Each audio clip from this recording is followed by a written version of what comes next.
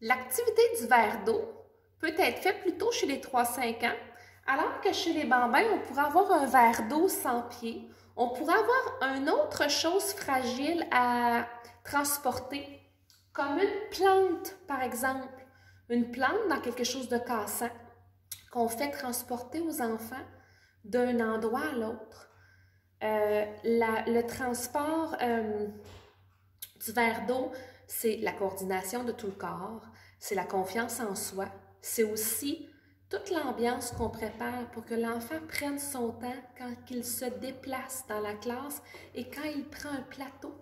Chez les bambins, le transport d'un plateau peut être pratiqué parce que souvent ils le prennent et ils le renversent comme ça.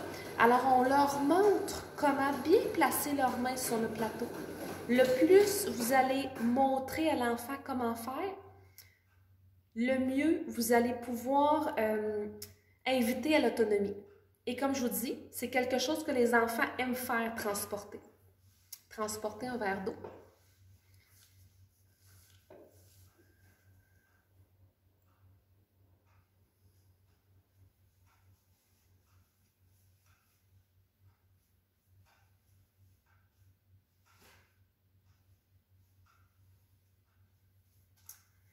Les enfants, c'est une activité qu'ils adorent faire.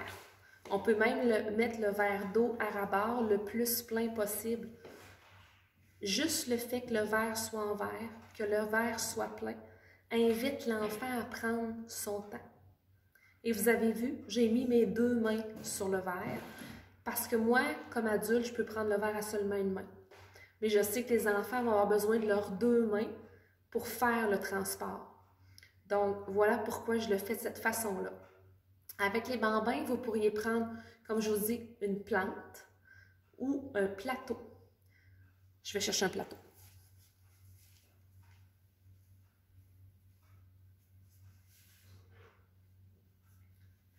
Les bambins ont souvent tendance à transporter les plateaux comme ça. Et ça manque de tomber. Donc, on pourrait leur montrer à transporter un plateau d'une chaise à l'autre. Et le déposer.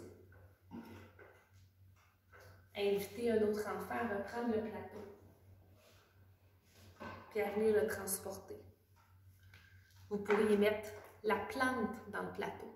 Quelque chose qui invite l'enfant à marcher doucement. Vous voulez pratiquer marcher doucement dans la classe? Prenez une petite pochette de sable, mettez-la sur la main de l'enfant. L'enfant doit marcher dans la classe avec la petite pochette sur sa main, avec la petite pochette sur sa tête.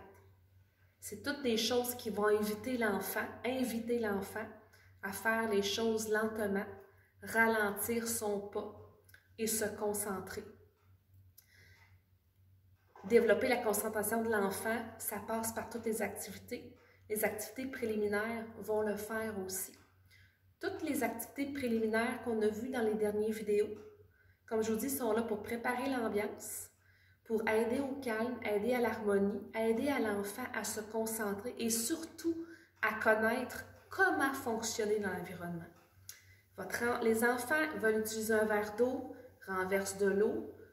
Où est-ce qu'ils sont les petits linges? Où est-ce qu'ils sont les choses qu'ils ont besoin pour faire leur journée?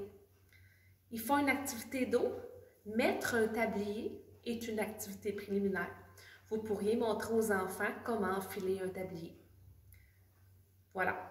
Si vous avez des questions, des choses qui vous questionnent sur les activités préliminaires et comment préparer une ambiance à travers l'introduction Montessori, je n'hésite pas pour commenter en dessous des vidéos.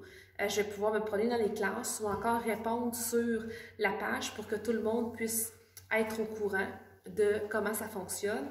Et puis, par vous-même, pouvoir pratiquer. Et peut-être pour ceux, ça fait longtemps qu'ils sont là, voir qu'est-ce que dans votre classe, les enfants font moins et comment vous pourriez mousser les activités préliminaires pour améliorer l'ambiance de vos classes.